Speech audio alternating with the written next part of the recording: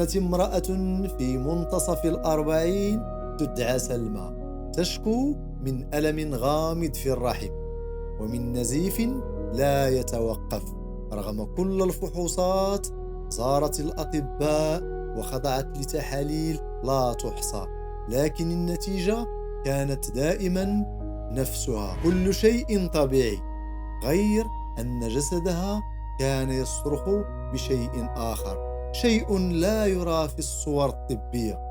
حين جلست أمام طبق الرمل كانت يدها ترتجف، كأنها تحمل تاريخا من الصمت. رسمت النقاط الأولى فانفتحت خطوطا متشابكة في الجهة السفلية، فيها تكسر واضح في رموز الأنثى والطاقة الأولى. سألتها برفق: منذ متى لم تسامحي نفسك؟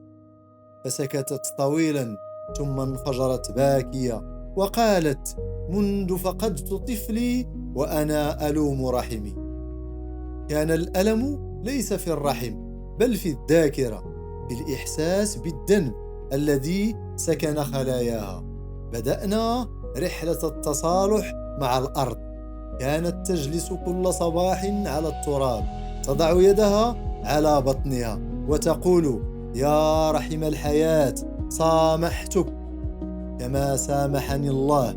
بعد 40 يوما عاد جسدها إلى انتظامه والنزيف انقطع دون دواء. قالت وهي تبكي: الرمل قال لي أن الأرض سامحتني وأنا سمحت نفسي. ذلك اليوم شعرت أن الشفاء ليس نهاية المرض بل ميلاد جديد من رحم الغفران.